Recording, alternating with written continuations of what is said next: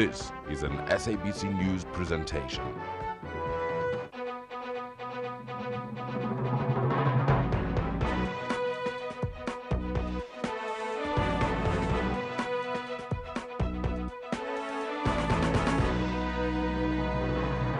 Well, good morning and welcome to our midweek edition of A View from the House, coming to you live from the National Legislature in Cape Town.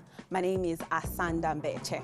Well, it's budget day and all eyes will be on Finance Minister Mr. Pravin Gordhan when he presents the 2013-2014 National Budget Policy Statement in a joint sitting of Parliament this afternoon.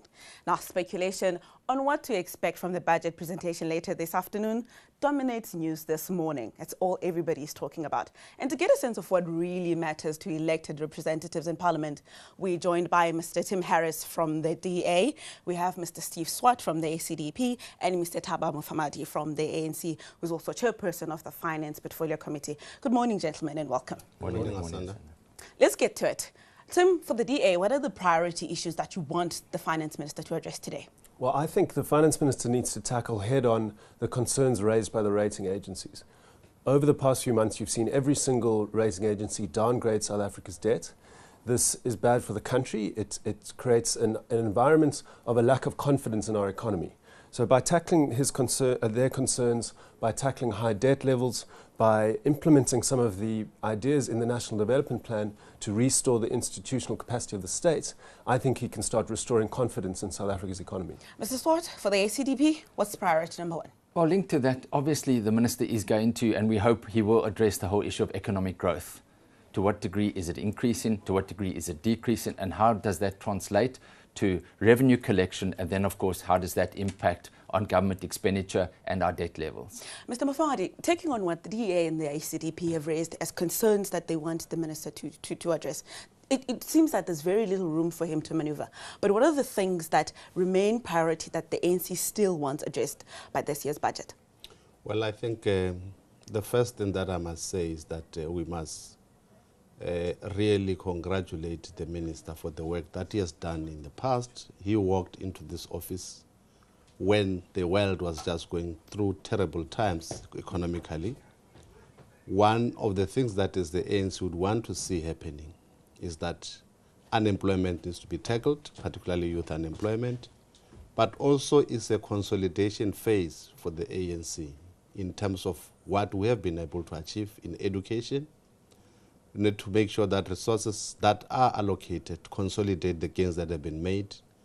NHI, National Health Insurance, I think the pilot project that on the ground should actually be strengthened so that we put more impetus in ensuring that that program is not stalled. Thirdly, in the area of health also, in the area of its education and health, and also youth and employment, as I said earlier on, but entrepreneur development also is quite critical, because if we want to stimulate jobs, we must talk about entrepreneurship and the development of SMMEs. Talking about creating jobs, the infrastructure program, the national rollout, has been key amongst the messages of the ruling party over the past 2 years. But what room is there to find funding for the infrastructure program? Well, if you go back in terms of our MTF, medium-term expenditure framework, it has been clearly indicated to the extent to which in the next 3 years we'll be able to fund the infrastructure programs. Key to that, I think, is to make sure that capital expenditure does reach the ground, and the capacity at that level needs to be looked into at all spheres of government. In fact, for me, I think what the Minister should be focusing on is how best do we make sure that there is no underspending on capital infrastructure projects. Mr. Harris, looking at the infrastructure program, do you think expectations on how to fund it are realistic in light of slowing economic growth? Well, there are two problems with the infrastructure program. The chairperson's already focused on the capacity issue. We every year see big numbers around infrastructure. Last year there was a commitment to spend 266 billion in 2011 rather, and when we looked at the actual spending, it came in just over 200 billion. Over the period of President Zuma's presidency, this government has underspent by around 22% per year on infrastructure. So clearly there's a problem with capacity to be able to spend the budgets that are allocated to infrastructure. In 2010, the parastatals only spent 60% of their infrastructure budgets. So the first thing that the Finance Minister needs to announce reforms that are going to improve the quality of the spending. But in terms of raising new funding, which we do need to do, we'd really like to see equity deals become part of the package. Brazil recently sold 51% of their largest airport and raised 71 billion rand from that deal. Now, these kinds of partial privatization deals are off the table for ideological reasons, and we think that's really short-sighted.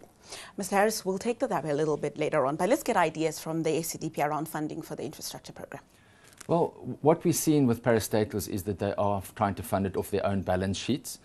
The difficulty to a certain degree with that, if one takes the example of Eskom, is that they are funding their capital expenditure through tariff increases, and that has caused quite an outrage with the public, with 16% tariff increases being requested.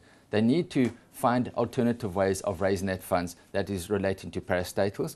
When it comes to government capex expenditure, clearly there is a problem with capacity and underspending, and that needs to be addressed from the side of Treasury and, of course, from our side as the Finance Committee. Talking about capacity and the need to do all those things, Mr. Mufamadi, does the ruling party have the political will to push through to ensure that the public service does implement these things that are being mentioned here about spending and doing the priorities right?